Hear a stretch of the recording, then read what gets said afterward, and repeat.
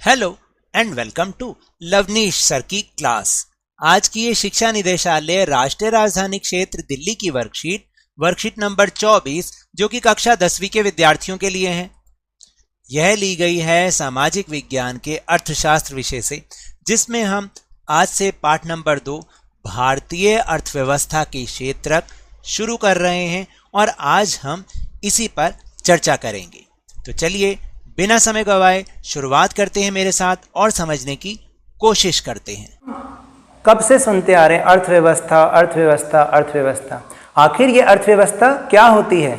तो सीधी सी बात है कि जहाँ पर आर्थिक गतिविधि होती है वही अर्थव्यवस्था है, या फिर सीधे शब्दों में कहूँ तो जहाँ पर भी रुपयों पैसों का लेन देन हो रहा है, यानी जिन कामों में भी रुपए पैसों का लेन देन हो रहा है उसे हम आर्थिक गतिविधि कहते हैं और इसी व्यवस्था को हम अर्थव्यवस्था कहते हैं। हम अपने चारों ओर देखते हैं कि कोई ना कोई काम धंधा हो रहा है, हर व्यक्ति किसी न किसी काम में संलग्न है, यानी बिजी है। इनमें से कोई तो किसी वस्तु का उत्पादन कर रहा है या कहीं कहीं पर सेवाओं का सृजन हो रहा है, यानी सेवाएं की जा रही हैं। तो इन्हीं सभी कामों को हम कोई अपनी सुविधा के हिसाब से या कुछ मापदंडों के आधार पर कुछ समूहों में वर्गीकृत कर देते हैं, यानी बांट देते हैं, और इन्हें ही हम क्षेत्रक कहते हैं। यही है हमारे भारतीय अर्थव्यवस्था के क्षेत्रक। तो चलिए आपका परिचय करा दूं अपनी इस भारतीय अर्थव्यवस्था के क्षेत्रकों से। हमारी भारतीय अर्थव्यवस्था के 3 क्षेत्रक हैं, यानी जितने भी काम धंधे हो रहे हैं उन सबको हम 3 समूहों में बांट लेते हैं। पहला क्षेत्रक, जिसे हम प्राथमिक क्षेत्रक भी कहते हैं, ये वो क्षेत्रक होता है जिसमें प्राकृतिक संसाधनों का प्रयोग करके वस्तुओं का उत्पादन किया जाता है, तभी तो हम इसे प्राथमिक क्षेत्रक कहते हैं। यानी इसका संबंध सीधे सीधे प्रकृति से होता है। जैसे कृषि, यानी हम खेती बाड़ी करते हैं, मत्स्य पालन, मछली पालते हैं, या पशुपालन, खनन, मधुमक्खी पालन, मुर्गी पालन, वानिकी यानी वन से संबंधित जो भी काम धंधे हैं वो सारे के सारे इस प्राथमिक क्षेत्रक में आते हैं। और इसे हम एक और नाम से भी जानते हैं, कृषि और सहायक क्षेत्रक, यानी इसे हम कृषि और सहायक क्षेत्रक भी कहते हैं। अब हम बात करते हैं द्वितीयक क्षेत्रक की, यानी दूसरे क्षेत्रक की। यानी ये वो क्षेत्रक है जिसमें प्राथमिक क्षेत्रक से वस्तुओं को लेकर नई वस्तुओं का विनिर्माण किया जाता है। यानी प्राकृतिक क्षेत्रक से कोई वस्तु ली, कच्चा माल लिया और उसका रूप बदल के, यानी उसमें कुछ ऐड ऑन करके उसे एक नया रूप दे दिया जाता है। इसको हम द्वितीयक क्षेत्रक कहते हैं। ऐसे काम धंधों को, जो इस तरीके के काम धंधे हैं, उन्हें हम द्वितीयक क्षेत्रक में सम्मिलित करते हैं। और इसे हम औद्योगिक क्षेत्रक भी कहते हैं। क्यों कहते हैं? क्योंकि इसके अंदर जितने भी कारखाने या फैक्ट्रीज हैं, जहां पर मशीनों से कच्चे माल को तैयार माल में बदला जाता है, इसलिए इसे हम औद्योगिक क्षेत्रक भी कहते हैं। क्योंकि जितने भी उद्योग धंधे हैं, जितने भी फैक्ट्रीज कारखाने हैं, ये सब के सब इस क्षेत्रक में आते हैं। अब इसके कई सारे उदाहरण हो सकते हैं, जैसे कपास से सूती कपड़ा बनाना या गन्ने से चीनी बनाना आदि। आप भी बहुत सारे उदाहरण सोच सकते हो ना। अब बात करते हैं तृतीयक क्षेत्रक की, यानी तीसरे क्षेत्रक की। ये क्षेत्रक सेवा क्षेत्रक भी कहलाता है, क्योंकि जितनी भी सारी सेवाएं हैं वो सारी की सारी इसी क्षेत्रक में आती हैं। और ये जो क्षेत्रक है वो प्राथमिक और द्वितीयक क्षेत्रक के उत्पादन गतिविधियों में सहायता करता है। यानी इसमें सारी की सारी सेवाएं शामिल होती हैं, जैसे बैंकिंग, जैसे परिवहन, जैसे संचार, बीमा, पैकेजिंग आदि बहुत सारी सेवाएं। इसमें ना तो हम कुछ बनाते हैं और ना ही कुछ पैदा करते हैं, यानी ना तो इसमें कुछ फैक्ट्री में बनता है और ना ही कहीं कुछ हम उगाते हैं या बनाते हैं, पैदा करते हैं। तो इसलिए हम इसको, ये सारी क्या हैं? ये सेवाएं हैं, और इसलिए हम सेवा क्षेत्रक कहते हैं। और ये सेवा क्षेत्रक तृतीयक क्षेत्रक कहलाता है। अब हम बात करते हैं अर्थव्यवस्था से जुड़े कुछ नए शब्दों की। ये नए शब्द इसलिए हैं क्योंकि इन्हें तुम पहली बार सुनोगे। क्लास 10वीं में तो इसके बारे में केवल इंट्रोडक्शन है, लेकिन जब आप 11वीं में इकोनॉमिक्स सब्जेक्ट लोगे तब इसके बारे में विस्तार से पढ़ोगे। तो ये शब्द कौन से हैं? चलो समझते हैं मेरे साथ। पहला है सकल घरेलू उत्पाद, जिसे हम जीडीपी भी कहते हैं, जीडीपी, ग्रॉस डोमेस्टिक प्रोडक्ट। और आजकल तो ये शब्द बहुत सामने आ रहा है, हर कोई कहता है हमारा देश का जीडीपी कम हो रहा है, कम हो रहा है, कम हो रहा है। ये जीडीपी है क्या? तो चलो समझते हैं। किसी विशेष वर्ष में प्रत्येक क्षेत्रक द्वारा उत्पादित अंतिम वस्तुओं और सेवाओं का मूल्य उस वर्ष में देश के कुल उत्पादन की जानकारी प्रदान करता है। तीनों क्षेत्रकों के उत्पादनों के योगफल को देश का सकल घरेलू उत्पाद कहते हैं।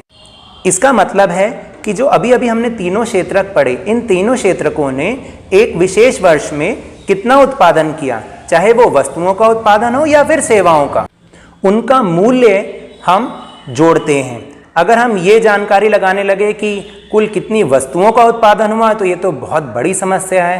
भाई कितने गन्ने पैदा हुए, कितना चावल पैदा हुआ, कितना गेहूं पैदा हुआ, और द्वितीय क्षेत्रक में तो बहुत सारी चीज़ें बनती हैं, सुई से लेकर तोप तक बनती है। तो ऐसे किन किन चीज़ों के उत्पादन की हम जानकारी प्राप्त करेंगे? इसलिए हम क्या करते हैं, उनके मूल्यों को जोड़ते हैं। यानी कितने, जो भी चावल का उत्पादन हुआ वो कितने मूल्य के हुए, कितने मूल्य के चावलों का उत्पादन हुआ, या कितनी सुइयां बनी, उसका कुल मूल्य कितना था, ये जितनी भी सेवाएं हैं उनका मूल्य कितना था। तो जितनी भी अंतिम वस्तुएं और सेवाएं होती हैं, इनका जो अंतिम मूल्य होता है उन्हें इस सकल घरेलू उत्पाद में जोड़ा जाता है। और इन्हीं तीनों क्षेत्रकों का जो योगफल होता है, जो भी अंतिम वस्तुओं और सेवाओं के मूल्य का योगफल होता है, उसे हम सकल घरेलू उत्पाद यानी जीडीपी, ग्रॉस डोमेस्टिक प्रोडक्ट कहते हैं। फिर है दोहरी गणना की समस्या। ये तब उत्पन्न होती है जब राष्ट्रीय आय की गणना के लिए सभी उत्पादों के उत्पादन मूल्य को जोड़ा जाता है, क्योंकि इसमें कच्चे माल का मूल्य भी जुड़ जाता है। इसके लिए इसका जो समाधान इस तरह से किया जाता है कि इसलिए केवल जो अंतिम उत्पाद होता है यानी फाइनल प्रोडक्ट होता है, उसके मूल्य की ही गणना हमेशा की जानी चाहिए। तो इसको हम एक उदाहरण से समझ सकते हैं। जैसे एक बिस्कुट बनाने वाली फैक्ट्री है, अब उसने एक वर्ष में कितने बिस्कुटों का उत्पादन किया, उसका मूल्य जोड़ा जाएगा। ये तो हुआ अंतिम उत्पाद का मूल्य। लेकिन यदि वो इसकी जगह वो उसके अंदर कितना आटा लगा, कितनी रुपए की चीनी लगी, या जो उसके अंदर फ्लेवर डाला, उन सब के मूल्यों को भी वो जोड़ लेता है। तो इसे कहते हैं हम दोहरी गणना की समस्या। क्यों? क्योंकि ये देखिए, हम इसमें बिस्कुटों का भी पैसा जोड़ रहे हैं और जो उसके अंदर आटा, चीनी या जो भी कुछ फ्लेवर उसमें डल रहा है उसके पैसे भी जोड़ रहे हैं। तो ये तो डबल काउंटिंग हो जाएगी और इससे जो भी जोड़ आएगा वो गलत ही आएगा। यानी जब हम इसको हम राष्ट्रीय आय में जोड़ेंगे तो हमारी राष्ट्रीय आय बढ़ जाएगी, जबकि ऐसा तो होना ही नहीं चाहिए। इसलिए केवल जो अंतिम उत्पाद होता है, फाइनल प्रोडक्ट होता है, उसी का मूल्य ही जोड़ा जाता है। अब नीचे की ओर देखते हैं, थोड़ा सा नीचे चलते हैं। वहाँ पर दो सारणियाँ बनी हुई हैं, दो टेबल्स बनी हुई हैं, जिसमें सकल घरेलू उत्पाद में क्षेत्रकों का हिस्सा लिखा हुआ है और रोजगार में विभिन्न क्षेत्रकों का हिस्सा, यानी दो टेबल्स बनी हुई हैं। तो पहले अगर हम देखें तो जो सकल घरेलू उत्पाद में किस क्षेत्रक का योगदान कितना है वो दे रखा है। इसमें 2 वर्ष की तुलना दे रखी है, एक तो 1971-72 और फिर 2011-12 की। अगर हम देखें कि सकल घरेलू उत्पाद में प्राथमिक क्षेत्रक जो कि 1971-72 में लगभग 40% था, अभी लगभग 15% रह गया उसका योगदान। द्वितीय क्षेत्रक का लगभग 25% था, अभी भी लगभग 25% ही है। और तृतीय क्षेत्रक जो कि 1971-72 में लगभग 35% था, अब वो 2011-12 में वो लगभग 60% हो गया। तो आपने ये देखा कि इस समय यानी वर्तमान समय में तृतीय क्षेत्रक का योगदान जीडीपी में, सकल घरेलू उत्पाद में बढ़ता ही चला जा रहा है। फिर हम रोजगार वाली तालिका देखेंगे, रोजगार में विभिन्न क्षेत्रकों का हिस्सा। तो उसमें भी हम 2 वर्षों की तुलना कर रहे हैं, 1972-73 और 2011-12। प्राथमिक क्षेत्रक में जो 1971-72 में 74% लोग काम धंधे में लगे हुए थे और अभी 2011-12 में देखें तो वो हो गए 49%। द्वितीय क्षेत्रक में 11% लोग 1972-73 में कार्य करते थे, लेकिन अब वो बढ़कर हो गए 24%। और तृतीय क्षेत्रक में 15% लोग काम करते थे, लेकिन अब वो 2011-12 में बढ़ के 27% हो गए। लेकिन आपने अभी भी देखा कि प्राथमिक क्षेत्रक में लोग अभी भी ज़्यादा लगे हुए हैं। तो उपरोक्त सारणी से ये स्पष्ट हो जाता है कि द्वितीय क्षेत्रक और तृतीय क्षेत्रक का सकल घरेलू उत्पाद में योगदान 3/4 है, जबकि वह कार्यशील जनसंख्या की लगभग 50% आबादी को ही रोजगार प्रदान करते हैं।